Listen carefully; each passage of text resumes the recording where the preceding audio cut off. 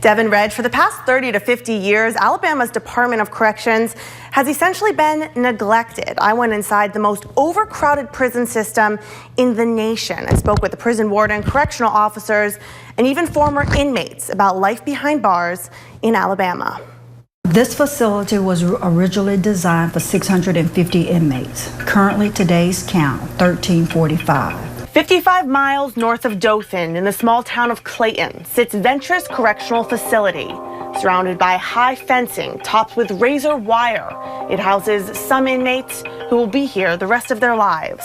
This prison, as with most, is far removed from any affluent urban area, becoming all but invisible to those not directly touched by incarceration. But the problems inside these walls have become too critical to keep contained. The state's prison system houses 24,000 inmates in a system designed for just 13,000.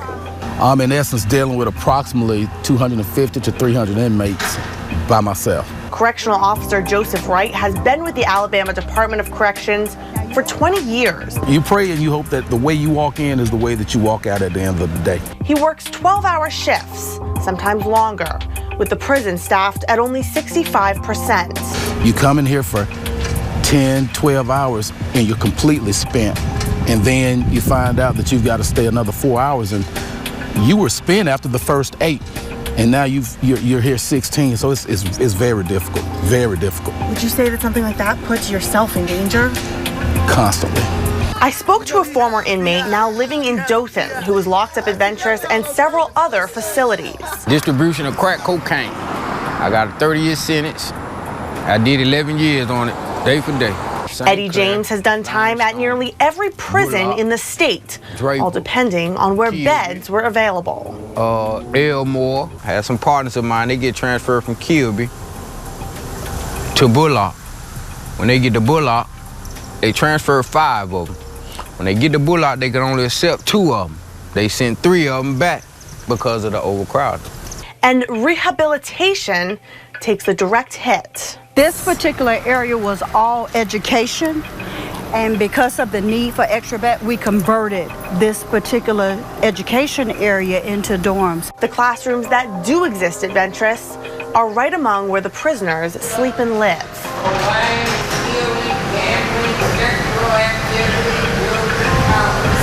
Feet away from this class, a problem inmate who has been quarantined pounds on the door, screaming. Distractions like these abound for prisoners who are trying to turn their lives around and put officers in life-threatening situations every day. I keep thinking to myself, I'm wondering sometimes if it's going to take several officers getting hurt, and that's always, that's a daily scare for us, you know, because there's so many inmates and there's so few of us. The warden says it's a constant struggle to keep officers working this high-risk, high-stress job, much less recruit new employees. She hopes the reforms to come will turn this around. We want quality staff.